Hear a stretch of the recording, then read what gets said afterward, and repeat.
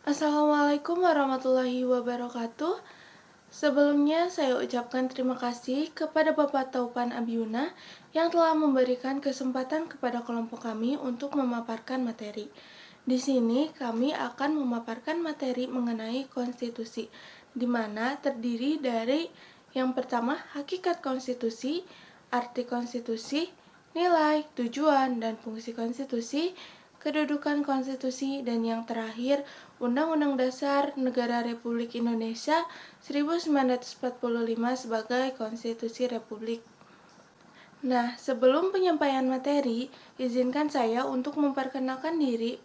Perkenalkan, nama saya Nurul Putri Handayani dengan NPM 222151040. Dan saya tidak sendirian, tentunya ditemani dengan 5 teman saya, yaitu Paija Dewi Ananda dengan NPM 2221510. Kemudian ada Nazwa Aztika dengan NPM 222151017. Kemudian ada Salsa Siva Fauziah dengan NPM 222151026. Dan yang terakhir ada Uci Rahmawati dengan NPM 222151036. Baik, langsung saja ke pemaparan materinya. Yang pertama ada hakikat konstitusi. Nah, konstitusi suatu negara pada hakikatnya merupakan hukum dasar tertinggi yang memuat hal-hal mengenai penyelenggaraan negara. Karenanya, suatu konstitusi harus memiliki sifat yang lebih stabil daripada produk hukum lainnya.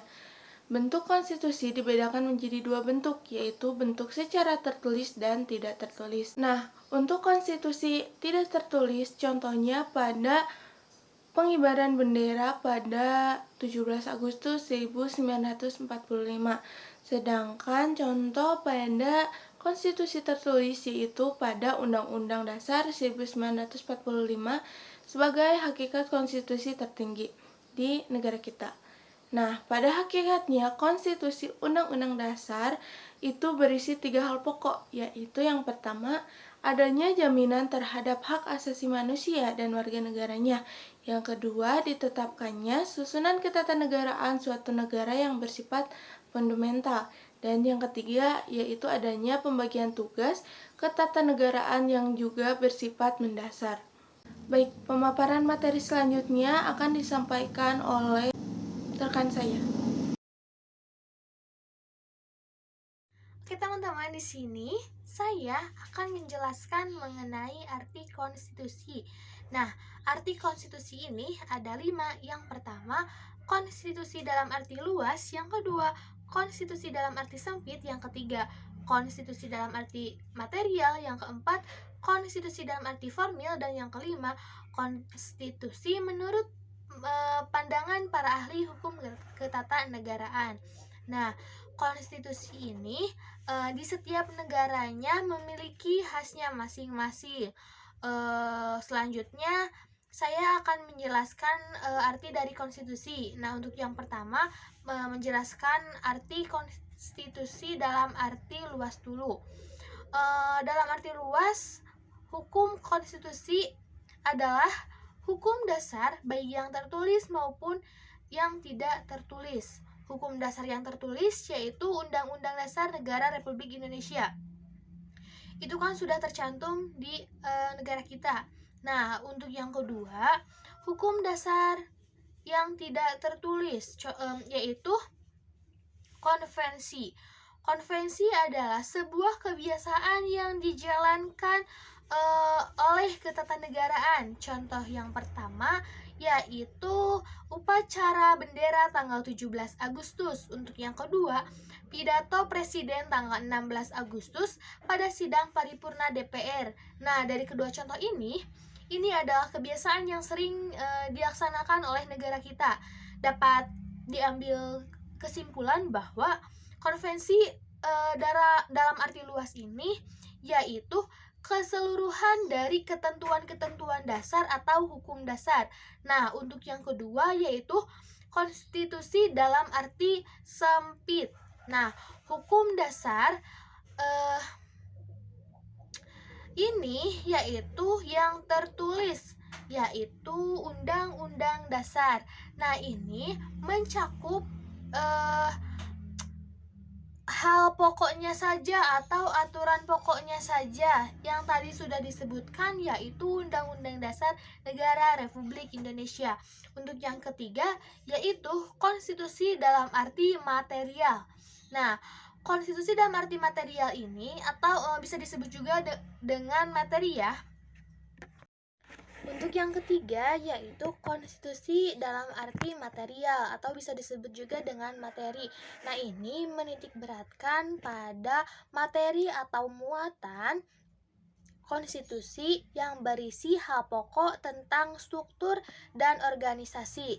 Konstitusi ini yaitu memuat aturan-aturan dasar ketatanegaraan. Yang pertama, bentuk negara, yang kedua susunan negara, yang ketiga kekuasaan pemerintah, yang keempat hal-hal yang diperintah atau rakyat. Yang kelima, hubungan antara pemerintah dan rakyat. Yang keenam, cara pembentukan badan-badan pemerintah. Nah, untuk yang keempat ada arti dari konstitusi dalam arti formil. Konstitusi dalam arti formil yaitu hukum dasar yang difokuskan pada prosedur pembentukannya. Nah, pembentukannya ini harus dilakukan oleh lembaga pemerintah yang sah dengan tata cara. Konstitusi pembentukannya harus lebih istimewa dari pembentukan peraturan perundang-undangan lainnya. Untuk yang kelima, konstitusi dalam menurut pandangan para ahli hukum ketatanegaraan. Nah, di sini saya mengambil dua para ahli. Yang pertama ada Lesel, yang kedua Sri Sumantri. Nah, untuk Lesel ini seorang filsuf dari Jerman. Konstitusi ini merupakan hubungan antara kekuasaan dalam masyarakat. Wujud kekuasaannya yaitu golongan yang memiliki atau yang mempunyai kedudukan nyata dalam masyarakat, seperti halnya kepala negara dan partai politik. Nah, yang kedua ini adalah Sri Sumantri, ahli hukum dari negara kita tercinta, yaitu negara Indonesia. Beliau menyebutkan bahwa konstitusi adalah suatu naskah yang memuat suatu bangunan negara dan sendi-sendi sistem pemerintah negara Indonesia. Sekian yang dapat saya sampaikan.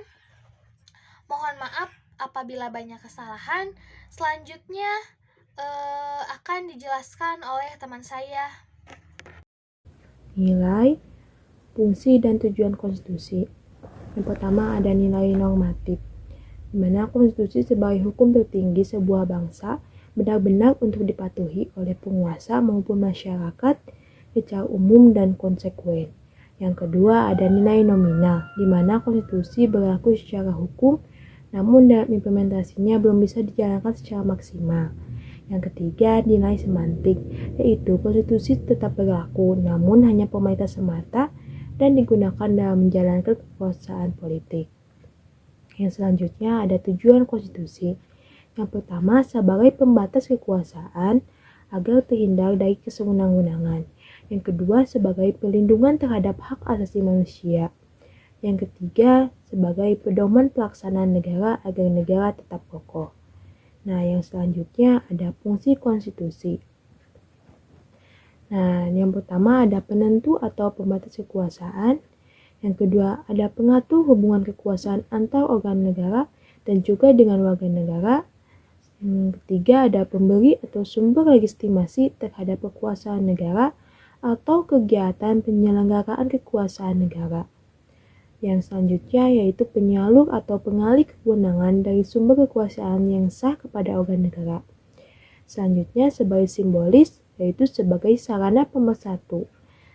Yang selanjutnya yaitu sebagai sarana pengendalian masyarakat, dan yang terakhir sebagai sarana perekayasa dan pembangunan masyarakat.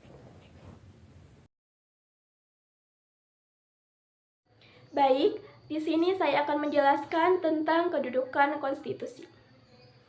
Kedudukan konstitusi yang pertama yaitu konstitusi merupakan hukum dasar yang berisi aturan-aturan dan ketentuan tentang hal-hal yang berdasar mengenai kehidupan suatu negara. Contohnya, pembatasan kekuasaan pemerintahan dan jaminan akan hak dasar rakyat. Kedudukan konstitusi yang kedua yaitu konstitusi merupakan hukum tertinggi pada hierarki peraturan perundang-undangan nasional sebuah negara. Peraturan perundang-undangan sebuah negara dapat dirinci dan diurutkan berdasarkan tingkatannya, mulai dari yang terendah hingga yang tertinggi. Assalamualaikum warahmatullahi wabarakatuh.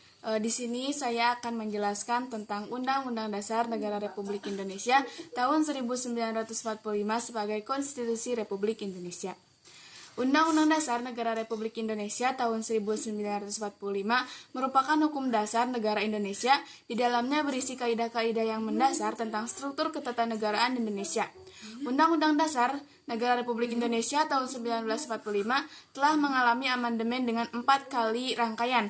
Rangkaian yang pertama pada tahun 1999, rangkaian kedua pada tahun 2000, rangkaian ketiga pada tahun 2001, dan rangkaian keempat pada tahun 2002. Nah, sebelum amandemen, Undang-Undang Dasar Negara Republik Indonesia tahun 1945 ini terdiri atas pembukaan, batang tubuh, dan penjelasan.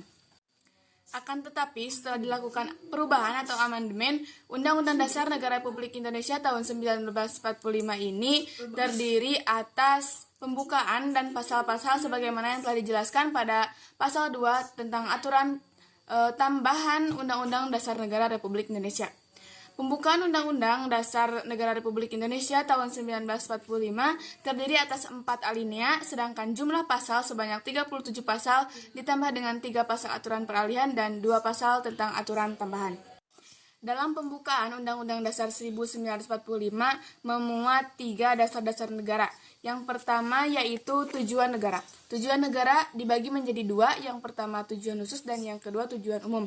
Untuk yang tujuan umum terdapat pada alinea keempat dalam pembukaan Undang-Undang Dasar 1945 yang berbunyi ikut melaksanakan ketertiban dunia yang berdasarkan kemerdekaan, perdamaian abadi, dan keadilan sosial. Untuk tujuan yang khusus terdiri atau terdapat pada pembukaan Undang-Undang Dasar alinea keempat yang berbunyi melindungi segenap bangsa Indonesia dan seluruh tumpah darah Indonesia dan untuk memajukan kesejahteraan umum, mencerdaskan kehidupan bangsa, dan ikut melaksanakan ketertiban dunia. Yang kedua yaitu asas kerohanian negara. Asas kerohanian negara merupakan suatu dasar dari keseluruhan peraturan hukum yang merupakan sumber dari segala hukum yang terdapat pada pembukaan Undang-Undang Dasar alinea keempat. Yang ketiga yaitu asas politik negara. Terdapat pada pembukaan alinea keempat yang berbunyi, maka disusunlah kemerdekaan kebangsaan Indonesia itu dalam suatu Undang-Undang Dasar Negara Republik Indonesia. Nah, dalam asas politik negara ini terdapat 3 faktor. Yang pertama, dasar hukum atau undang-undang dasar. Yang kedua, bentuk pemerintahan republik. Dan yang ketiga, negara yang berkedaulatan rakyat. Mungkin